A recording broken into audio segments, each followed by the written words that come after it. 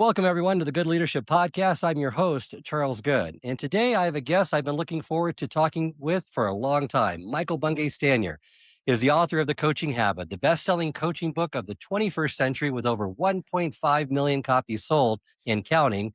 He was named as the number one thought leader in coaching by Thinkers 50. He's a Rhodes Scholar and founder of the MBS Works and Box of Crayons, where his team has trained more than 500,000 people in organizations like Microsoft, Salesforce, and TELUS. Today, we're here to celebrate a milestone, the 10th anniversary illustrated edition of The Coaching Habit, which is going to be released on March 24th with new chapters, illustrations, and what Michael calls a touch more magic.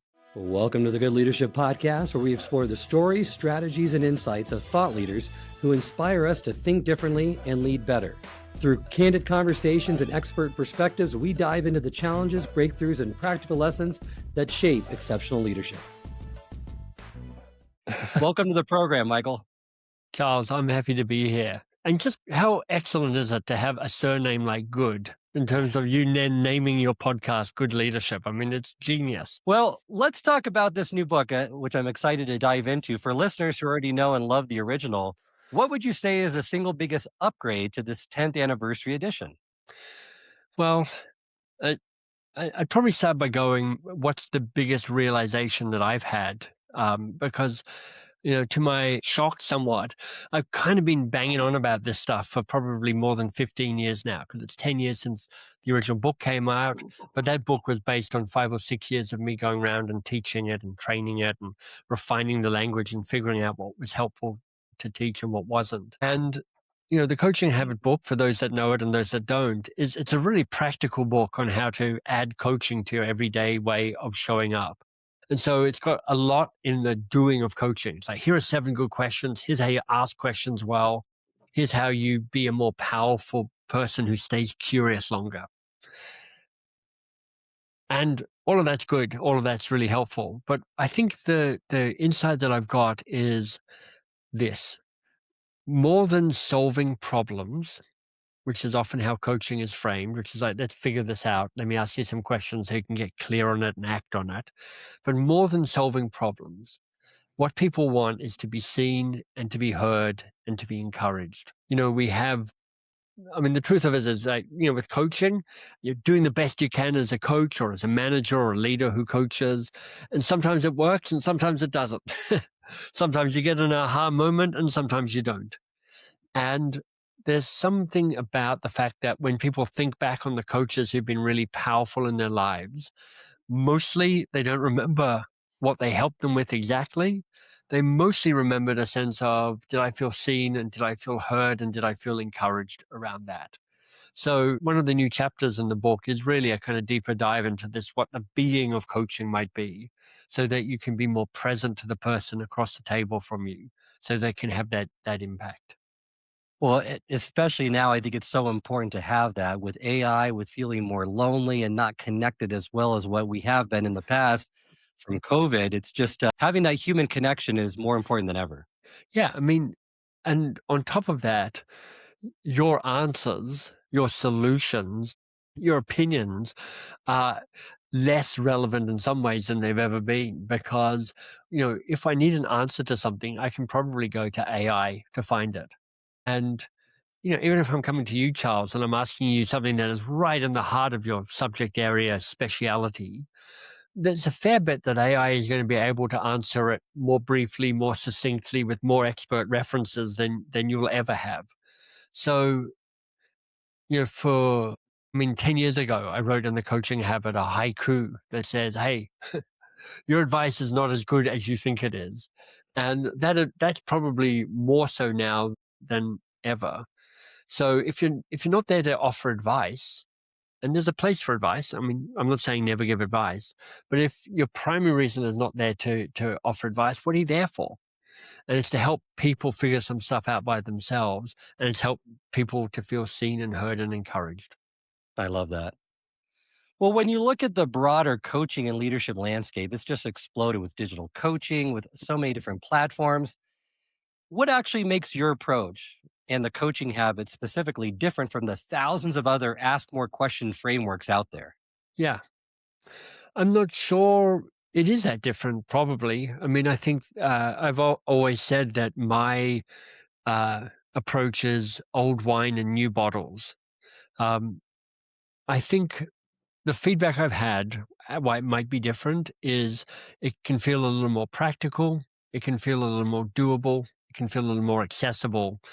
Um, you know, Often those other frameworks are about, I'm going to teach you about coaching. My goal is to unweird coaching. My goal is to try and strip away barriers so normal people can go, oh, if that's what we're talking about by coaching, which I thought was a bit woo woo, which I thought was a bit touchy feely, which I thought was a bit, you have to wear a caftan to qualify for this, or I thought it was a bit executive coaching, and I don't want to do that either. But if that's what you're talking about, this definition, this behavioral definition, can you stay curious a little bit longer? Can you rush to action and advice giving a little bit more slowly? Well, I think, it's a commitment to unweirding it. B, it's got a proven track record. It's like sold a lot of books, trained a lot of people, so we know that it works. But I think fundamentally, we're probably all teaching something similar, which is it's really powerful to ask a good question, then shut up and listen to the answer. Well, yeah, and what I found too that it's just ruthless simplicity. A lot of coaching models are elaborate, multi-step, multi-quadrant frameworks that look good on a flip chart, Right. but they're almost impossible to remember in the heat of a busy day. So there's no model in the coaching habit. There's the 7 questions. I'm like, these are 7 good questions. You don't have to ask them in a particular order. You can ask them any way you want, but here's 7 good questions. And I came from it from a frustration with coaching models. From like, hey, they're all pretty much the same. Some are squares, some are quadrants, some are stars, some are circles, but they're all basically the same. And B, human beings don't act based on models. Models are helpful to understand stuff, but really I want people to behave differently. And, if you've been taught the grow model, I don't think that's necessarily going to make you a better coach in the moment. Absolutely. And it's all about behavior change and leadership development and trying to get things to change. And we'll talk more about that later. I'm curious, when you originally wrote the book, you identified 3 reasons why people's first attempt at coaching doesn't stick, right? Overly theoretical training, no bridge from insight to action, and surprising difficulty of asking instead of telling. 10 years later, have those 3 reasons changed at all, or are they still the core barriers? Well, I'd probably say some of them have deepened a little bit. I think one of the things that I've become more aware of is just what a big ask it is to have people move from giving advice and telling people stuff to asking a question and staying curious. I mean, it sounds simple, but simple doesn't mean easy. And I think this is a classic. This is simple but difficult because when you are moving away from telling people what to do, a few things are going on. One is you're trying to unlearn a bunch of stuff you spent a lifetime learning, which is it's good to have the answer. You're in school. Teacher goes, who knows this? 5-year-olds, they got their hands up in the air. I know, pick me, pick me. We get we play it cooler when we're teenagers, but there's still that kind of know the answer. That's how you prove success. You get to university, you're trying to get your GPA up. You started your career, you're trying to become informed as to how you do stuff. So we've had a lot of practice, deep practice at going, look, the way I prove my worth is by having the answer. But then at a deeper level, one of the things about having the answer is it makes you feel like you are in control. It makes you feel like you are what Ed Schein would say, one up. You have higher status than that other person. You don't know how to do this. I've got an idea and some advice. I'm better than you are, kind of, aren't I? And so when you move from advice giving to asking a question, in some ways you're shifting your identity to say, hey, look, it's not necessarily for me to be the star. It's not necessarily for the person who's right. I'm actually going, how do I be in service to this other person? And so there's a fair bit of untangling that needs to be done for you to step fully into this place of, look, there's a place for my advice, there's a place for my guidance, but I'm going to lead with this idea of, can I stay curious a little bit longer? Exactly. And I've seen this in my own work and talking to so many leaders that the pull of advice, if anything, nowadays is stronger Yeah, because most leaders have built their careers and their identities on being that person with the answers. And then in this age of AI and trying to differentiate your brand and yourself, you need to be the answer person to get promoted and praised for solving problems fast. So right. it's unlearning these habits that are built into just our DNA almost.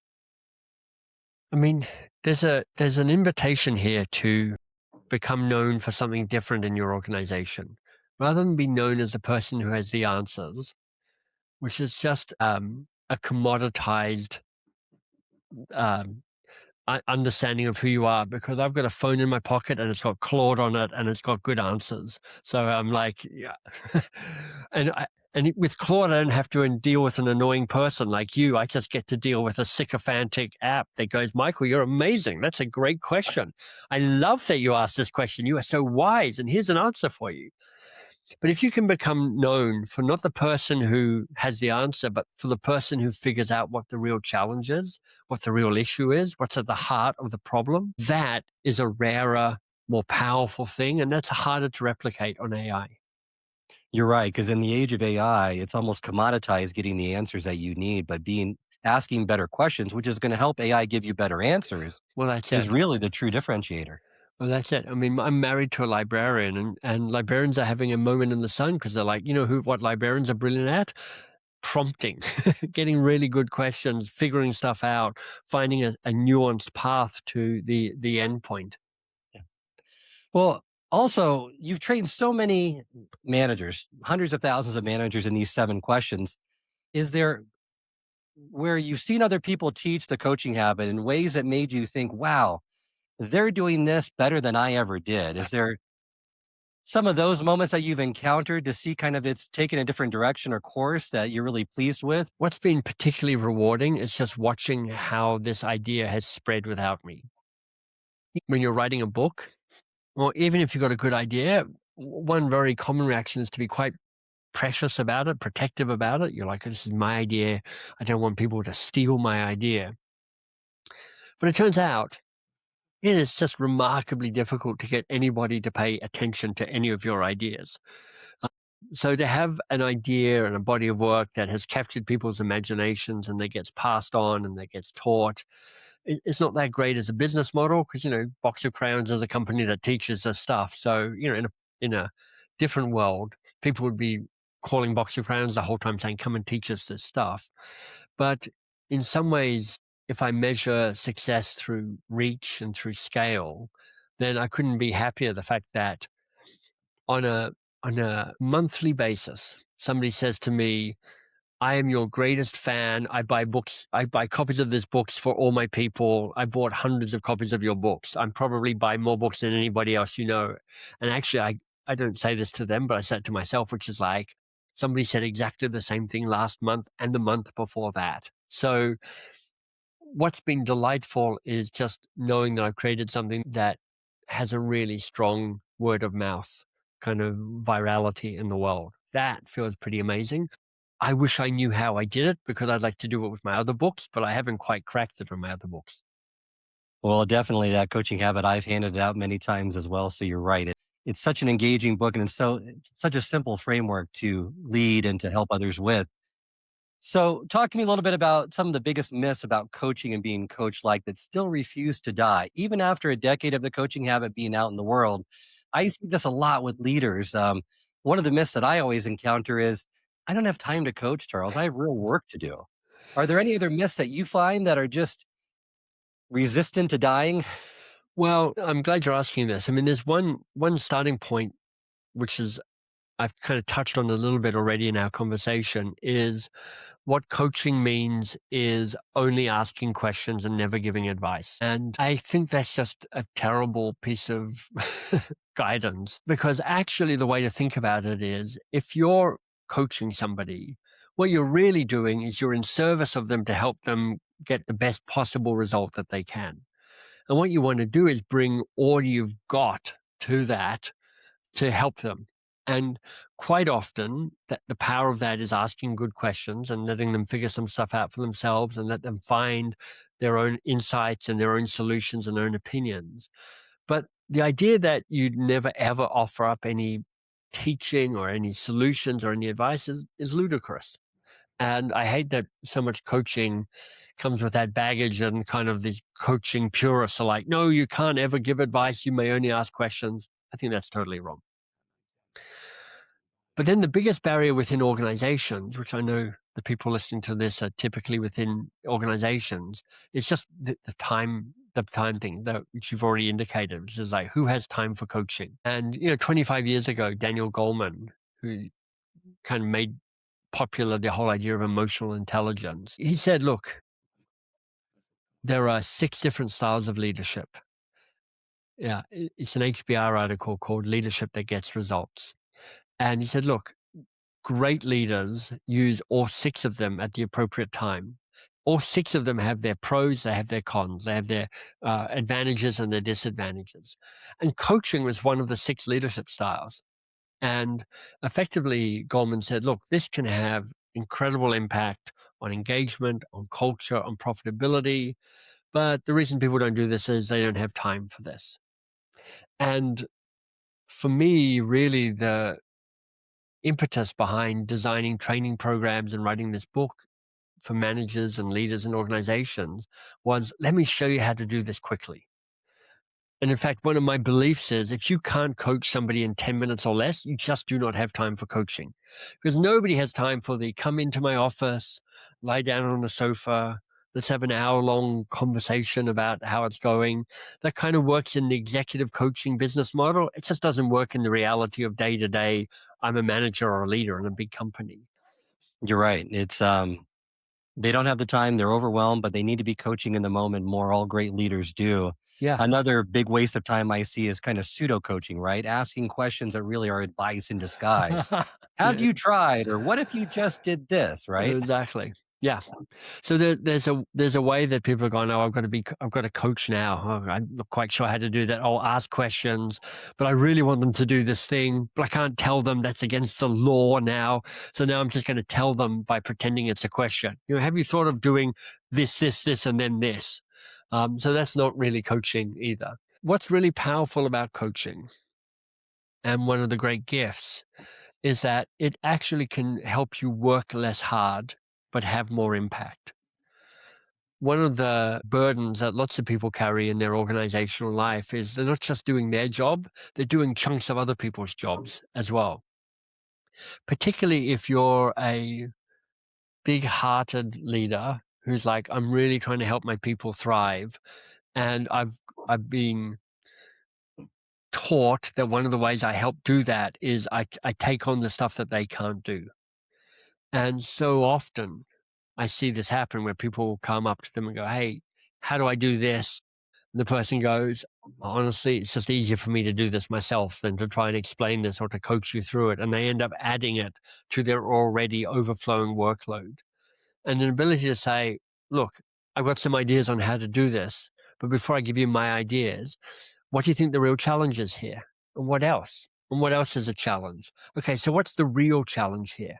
And if that's the real challenge, what are your first thoughts on how you might approach that? And what else could you do? And what else could you do? Oh, these are great.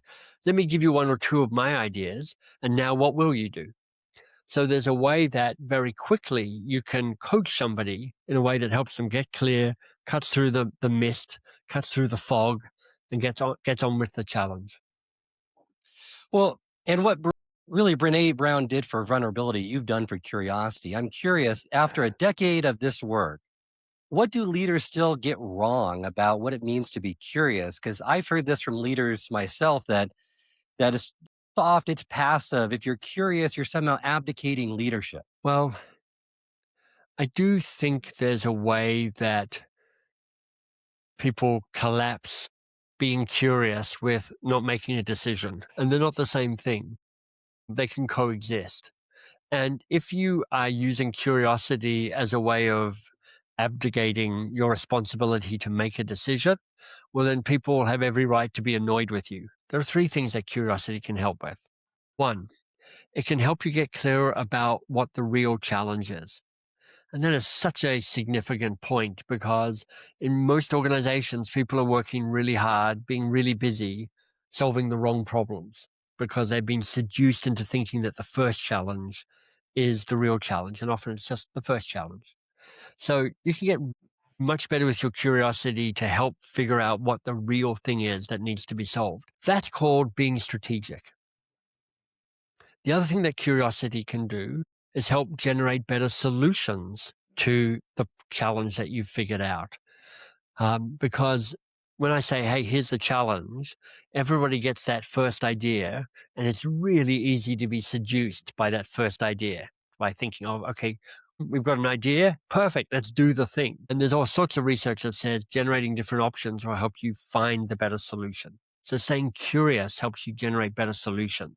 This is also called being strategic, because if you've got a better idea of what the problem is and you've got better solutions, you're better likely to solve the problem that you're trying to solve.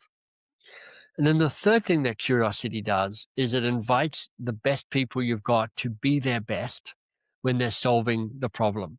What this is called is culture, which is like culture is how we do things around here, which is like how our people do things around here.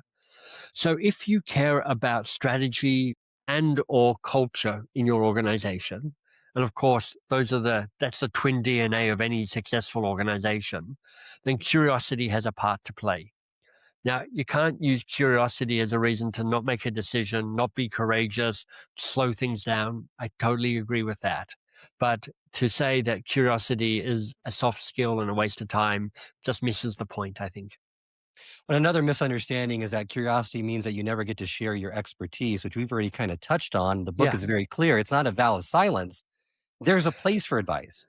The shift is from advice as your default setting to advice as a considered choice, right? Yeah, that's right. So my definition of coaching, can you stay curious a little bit longer? I'm not talking a week longer or a month longer.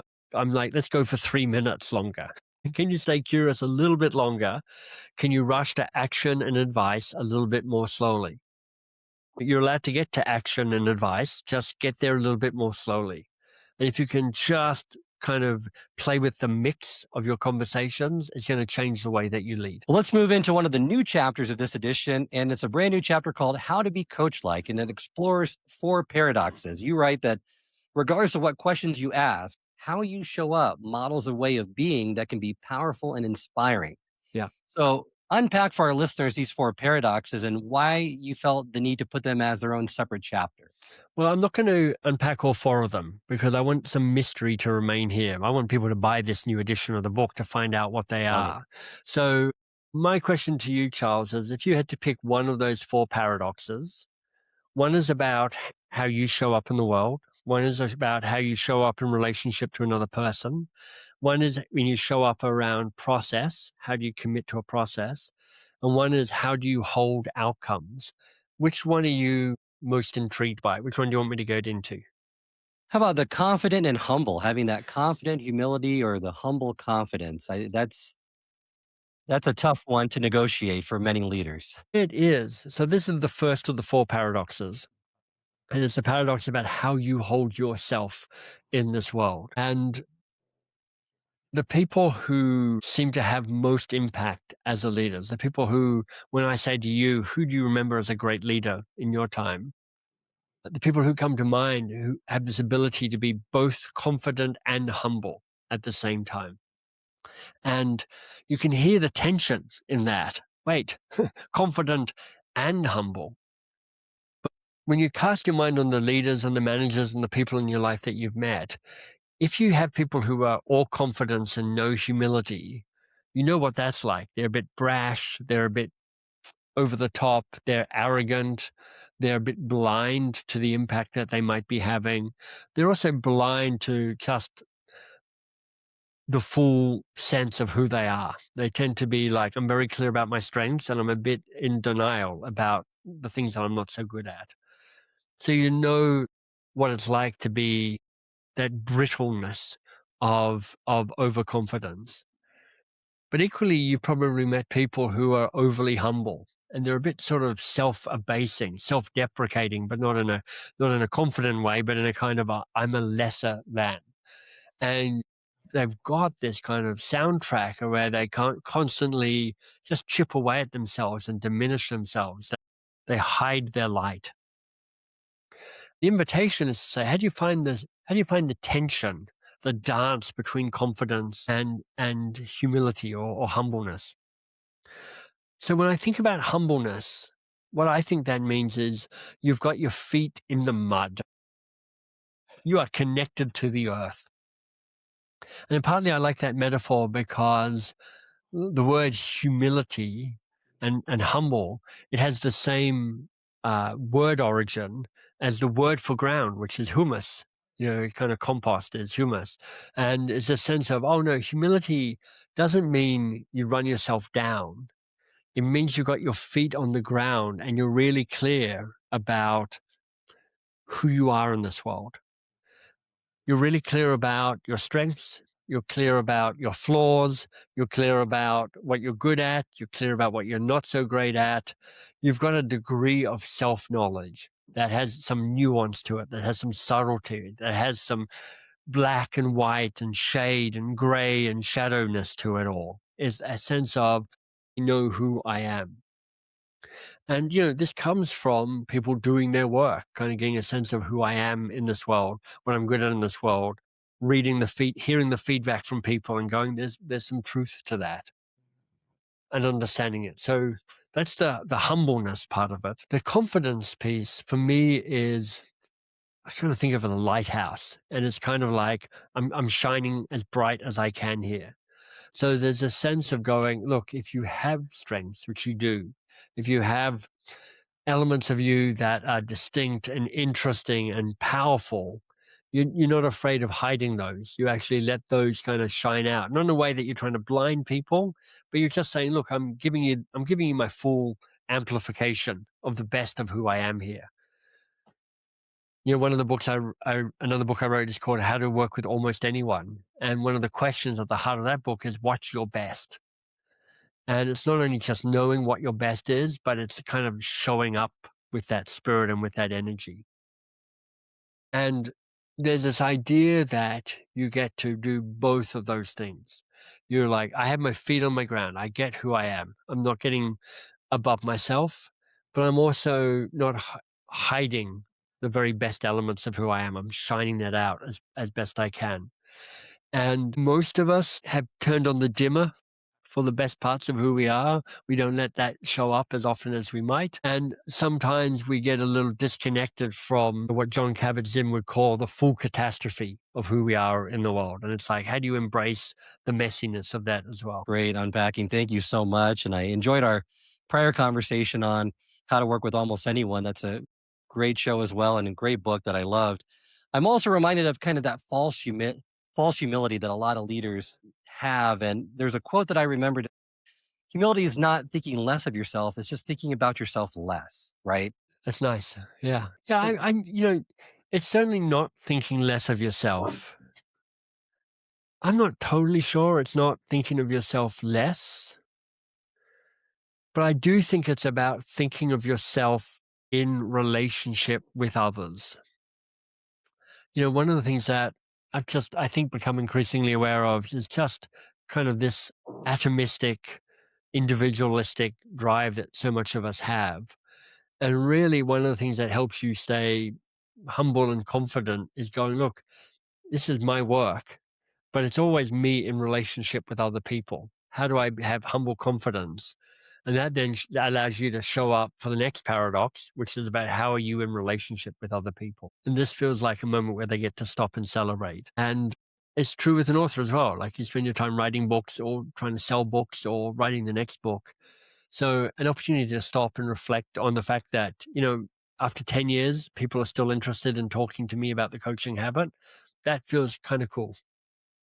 I love that. Well, thank you so much, Michael, for a great conversation today. Remind our listeners how they can get in contact with you, learn more about your work, and where they can pick up the new 10th anniversary edition of the Coaching Habit. Yeah. So if you're curious about this new coaching habit, mbsworks.shop is the place to go. We've got different levels of power ups, which means different levels of how you want to get engaged in the book. They're all ways of having more fun and deepening your coaching capacity. The first level doesn't even cost you any money, so it's worth checking out because it's a bunch of free stuff. But then there's different ways of getting more involved as you wish. And then in general, if you'd like to find out what I'm up to, so mbsworks.shop. and mbs.works are the two places to go poke around. Thank you so much for joining me today, Michael. And here's my takeaway for you, the listener. The single most powerful behavior change you can make as a leader is deceptively simple. Ask one more question before you give advice. As Michael puts it, stay curious a little longer. That's not a weakness. And in a world where AI can give you the answer faster and probably better than you can, being curious is a unique human advantage. So thank you for joining us for the Good Leadership Podcast. I'm Charles Good. Keep learning, keep leading, and keep asking, and what else? I hope this episode has provided you with valuable insights. If it has, I ask you to share it with someone who would also benefit from it. If you've been enjoying and gaining knowledge from this podcast, then subscribe to our YouTube channel where you can find all the previous episodes of the podcast and additional learning resources. You can also subscribe to the podcast on Apple or Spotify and leave up to a 5-star review.